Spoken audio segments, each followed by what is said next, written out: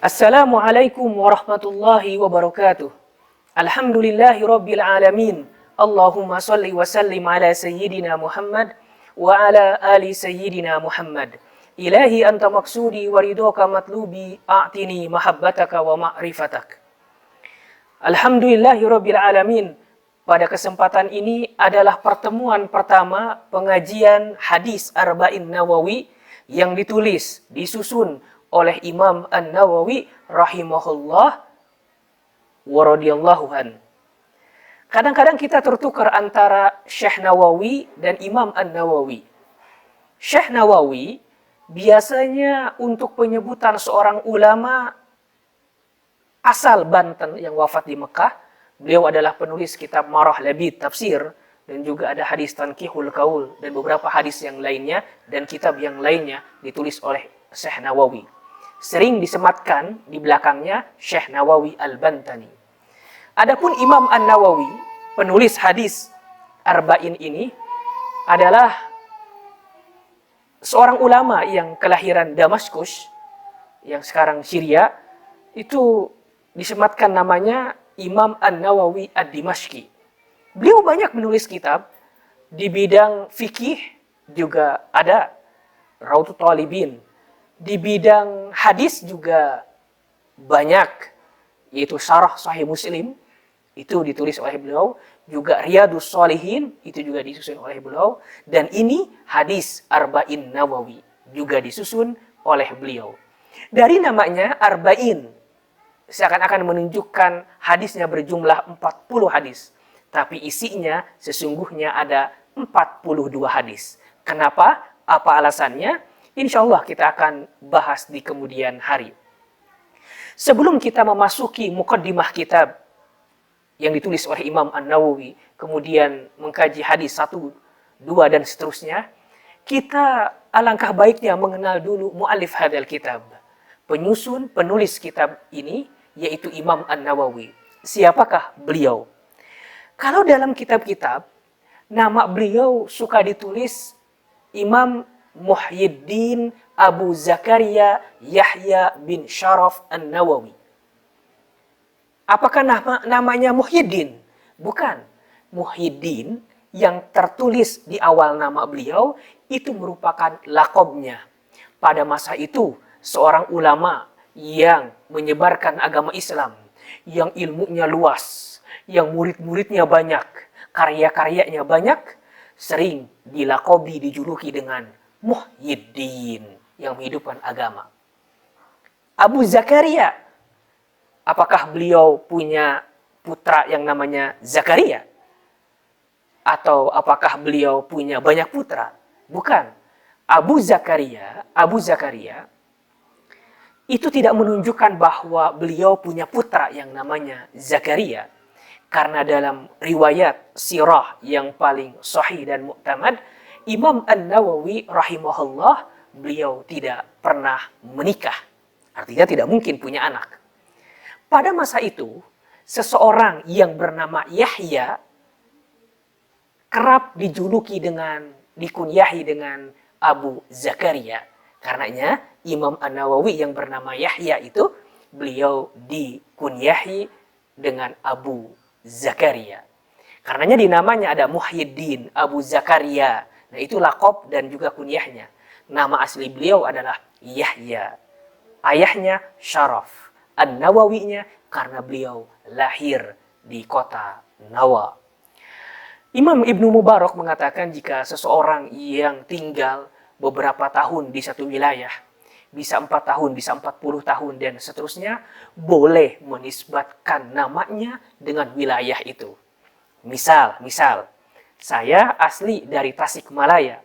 Dan jika saya lama tinggal di Banten, 40 tahun di atas itu, maka boleh ketika saya sudah wafat, dinisbatkan Aang Saiful Millah Al-Bantani. Karena saya misalnya lama tinggal di Banten. Itu hanya contoh. Imam An-Nawawi, beliau lahir pada tahun 631 Hijriah. 631 Hijriah artinya beliau lahir abad ke-7 Hijriah. Subhanallah, sejak kecil sudah terlihat cahaya keulamaannya. Dikisahkan oleh ayahnya ketika Imam An-Nawawi Yahya kecil ini berusia 7 tahun, ayahnya meriwayatkan apa? Bahwa ketika malam 27 Ramadan, ayahnya tidur, di sampingnya ada Imam Nawawi kecil dan juga beberapa keluarga di rumah. Imam Nawawi kecil ini bangun, kemudian membangunkan ayahnya dan Imam Nawawi berkata kepada ayahnya, "Ya abati, ma hadha ad-daw'u alladhi qad mala'a ad-dar." Wahai ayahku, cahaya apa yang menyinari rumah ini? Subhanallah, di usia 7 tahun, di malam 27 Ramadan. Fastaiqadha ahluhu jami'an. Kata ayahnya, kami ini sekeluarga bangun. Ketika Imam Nawawi membangunkan saya, yang lain juga pada bangun.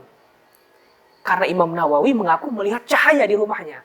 Padahal, sekeluarga yang tidur di rumah itu la yara syai'an, enggak melihat apa yang dilihat oleh Imam Nawawi. Kemudian ayahnya berkata, fa'araftu annaha lailatul qadar. Barulah aku tersadar bahwa di malam itu adalah malam Lailatul Qadar, dan Imam Nawawi kecil, yaitu Yahya kecil, sudah melihat Lailatul Qadar di usia 7 tahun. Subhanallah, cahaya keulamaannya sudah terlihat. Enggak sampai itu. Di usia 10 tahun, usia di mana seorang anak senang bermain, senang bercanda, senang berkumpul dengan teman-temannya. Ini Imam Nawawi kecil ini usia 40 tahun enggak senang main. Karena beliau enggak senang main, kadang-kadang temannya enggak suka sama Imam Nawawi ini karena setiap diajak main suka nolak. Nah, ketika teman-temannya nggak suka, Imam An-Nawawi ini yang kecil ini malah nangis. Kemudian apa? Wa yaqra'ul Qur'an. Nangis dan kemudian baca Quran. Jadi dari kecil usia 10 tahun senangnya apa? Ngaji. Senangnya ngapal. Senangnya belajar. Imam An-Nawawi di usia 10 tahun. Satu waktu ada seorang ulama yang bernama Syekh Yasin bin Yusuf Al-Maraqisi. Syekh Yasin bin Yusuf Al-Maraqisi ini melihat Imam Nawawi kecil. Yang lain bermain, dia malah ngaji. Kemudian berkomentar. Imam Yasin bin Yusuf Al-Maraqisi ini berkata, apa? Fawaqa'a fi qalbi mahabbatahu. Kemudian terdetik atau tertancap di hatiku senang, cinta kepada Nawawi kecil itu. Fa'ataitu syekh alladhi yu'allimuhul Qur'an fawassaituhu bihi wa qultu lahu. Kemudian aku mendatangi gurunya Nawawi kecil ini. Gurunya siapa sih? Oh, Fulan bin Fulan. Didatangilah oleh Syekh Yasin bin Yusuf Al-Maraqisi kepada gurunya Imam Nawawi ini, guru ngajinya. Kemudian Syekh Yasin bin Yusuf Al-Maraqisi berkata ke gurunya Imam An-Nawawi, "Hadha as-sabi yurja an yakuna a'lama ahli zamani.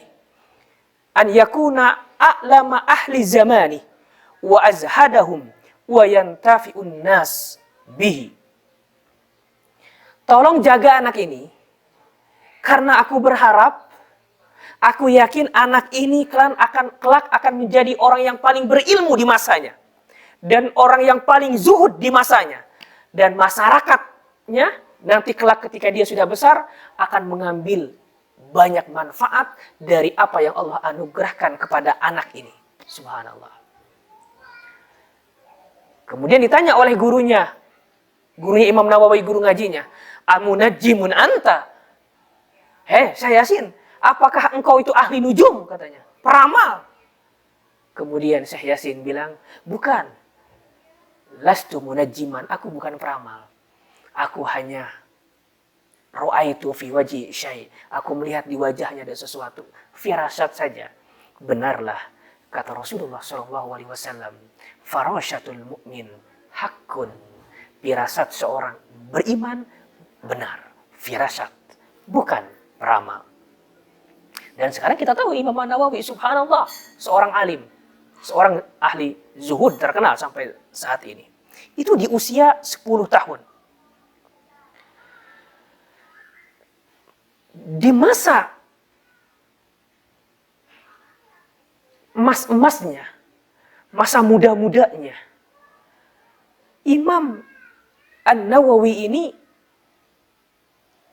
wilayahnya, yaitu daerah Damaskus, dijajah oleh bangsa Tartar, Mongol, dijajah. Ketika dijajah, Imam An-Nawawi tidak menyerukan jihad dalam sejarah. Imam An-Nawawi tidak ikut berperang. Tapi Imam Nawawi menyepi di satu wilayah dan menyebarkan ilmu, mengajar dan juga mengaji. Imam An-Nawawi. Sampai satu waktu pada masa itu, ada seorang jenderal, ada seorang pemimpin yang bernama Zuhair Birbas. Beliau adalah panglima perang, Zuhair Birbas. Beliau ingin membela masyarakat Damaskus dan ingin melawan para penjajah Tartar ini. Apa yang dilakukan oleh Zuhair Birbas? Beliau mendatangi para ulama untuk memfatwakan bolehnya Zuhair Birbas, pemimpin atau panglima itu, mengambil uang dari masyarakat untuk kebutuhan perang melawan bangsa Tartar. Bagus nggak kira-kira? Bagus. Mengumpulkan, mengambil dari masyarakat, kemudian membantu masyarakat Damaskus untuk melawan bangsa Tartar supaya pergi dari wilayah itu. Bagus niatnya. Tapi caranya, sebagian ulama yang nggak mau memfatwakan itu boleh mengambil harta dari masyarakat, yang nggak mau memfatwakan itu dibunuh. Sampailah kepada Imam An-Nawawi rahimahullah. Beliau minta fatwa ke Imam Nawawi agar difatwakan bolehnya Panglima Zuhair Birbas, Raja Zuhair Birbas, untuk memungut harta dari masyarakat untuk keperluan perang. Apa kata Imam An-Nawawi? Subhanallah, Imam An-Nawawi ini. Wahai Zuhair Birbas, aku tahu siapa engkau. Engkau dulu awalnya bukan orang punya. Engkau orang sederhana. Allah anugerahi kelimpahan harta. Pengawalmu yang ribuan itu, sabuknya saja terbuat dari emas. Pembantu-pembantumu yang perempuan itu, kalung-kalungnya terbuat dari emas. Kalau seandainya itu semuanya, ikat pinggang yang terbuat dari emas, kalung yang terbuat dari emas, engkau infakkan untuk berperang dan masih kurang, maka aku akan memfatwakan boleh engkau memungut biaya dari masyarakat.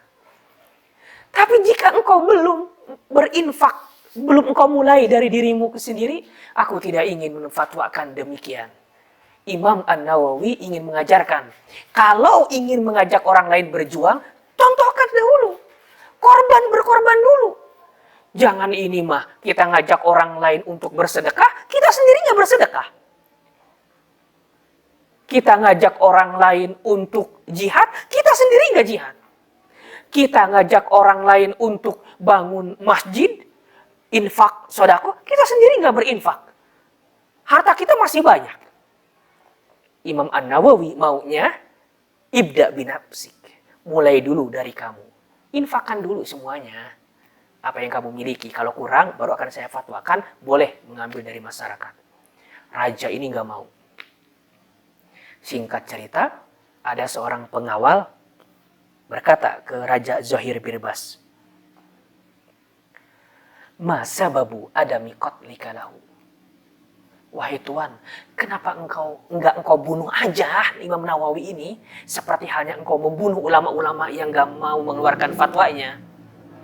Apa kata Panglima Zuhair Birbas?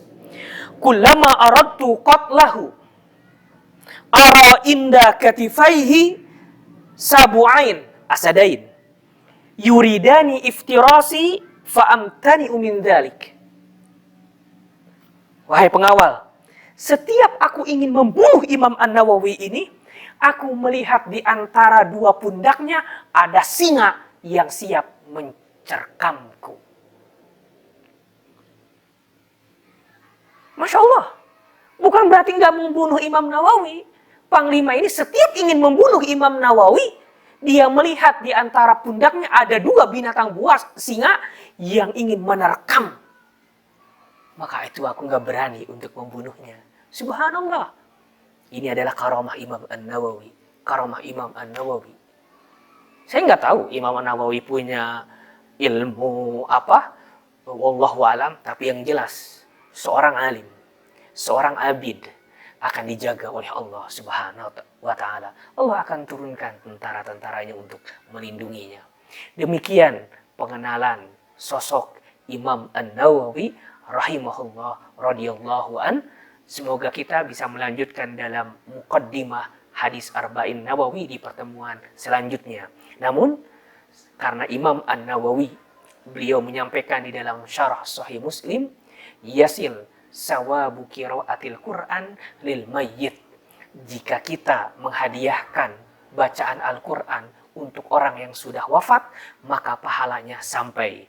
Dalam kesempatan mulia, kita kirimkan surat Al-Fatihah untuk Imam An-Nawawi yang telah menulis, menyusun kitab-kitab yang bermanfaat untuk kaum muslimin. Semoga beliau diangkat derajatnya, ditambah kemuliaannya. Allah limpahi pahala sebesar-besarnya, sebagaimana beliau juga telah dalam menulis karya-karyanya. Ala hadhihi as-salihah wa ila hadratin Nabi Al-Fatihah.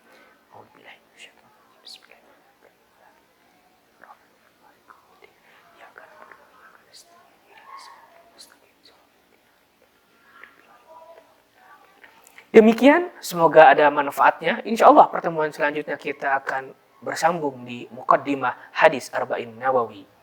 Assalamualaikum warahmatullahi wabarakatuh.